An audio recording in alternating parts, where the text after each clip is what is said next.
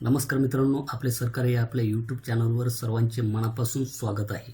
तर मित्रांनो, महाराष्ट्रातील संजय गांधी निराधार योजना आणि श्रावणबाळ योजना या दोन्ही मोठ्या योजनांविषयी राज्य शासनाने आजच म्हणजेच 19 जून 2026 रोजी एक अत्यंत महत्त्वाचा आणि मोठा निर्णय घेतलेला आहे। अनेक दिव्यांग बांधवांसाठी एक चिंता होती की ज्यांच्याकडे तात्पुरते दिव्यांगत्व प्रमाणपत्र म्हणजे टेम्पररी UDID कार्ड आहे त्यांना या योजनेचा लाभ मिळणार की नाही, कारण आधीच्या नियमानुसार तो बंद होणार होता। पण आता सरकारने यामध्ये मोठा बदल करून एक नवीन परिपत्रक शुद्धीपत्रक जारी केले आहे।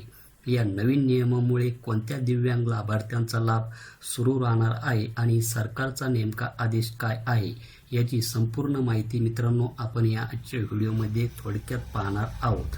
तर व्हिडिओ हा स्किप न करता शेवटपर्यंत नक्की पहा। तर मित्रांनो, आजचा जो काही शासन निर्णय आहे हा शासन निर्णय पाहू शकता दिनांक 19 जून 2026चा विशेष सहाय्य योजनेच्या निकषात सुधारणा करण्याबाबत। तर हा जो काही शासन निर्णय आहे हा शासन निर्णय आपण थोडक्यात समजून घेणार आहोत। तर ज्यांच्याकडे टेम्पररी UDID कार्ड आहे म्हणजे तात्पुरते दिव्यांगत्व प्रमाणपत्र आहे तर हा बदल तुमच्यासाठी अत्यंत महत्त्वाचा आहे।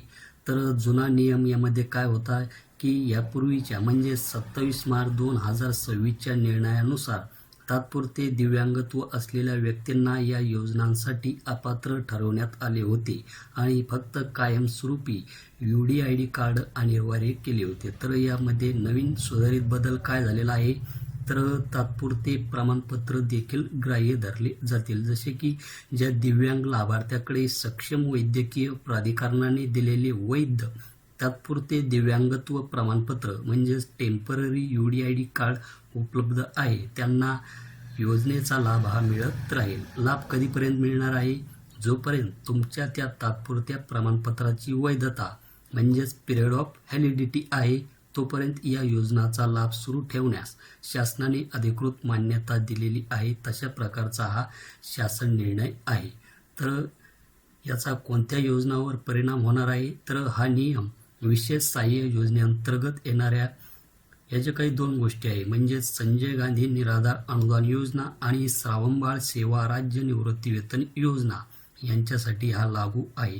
तर यामध्ये एक महत्त्वाची टिप्ससुद्धा यामध्ये देण्यात आलेली आहे, जसे की आपण पाहू शकतात की दिव्यांग लाभार्थ्यांच्या पात्रतेसाठीचे इतर सर्व निकष अटी व शर्ती या दिव्यांग सक्षमीकरण विभागाच्या नियमानुसारच राहणार आहे। तर हा अशा प्रकारचा शासन निर्णय मित्रांनो आपण आजच्या व्हिडिओमध्ये पाहिलेला आहे। तर ही जी काही माहिती आहे ही माहिती इतर दिव्यांग बांधवापर्यंत पोहोचवा। धन्यवाद।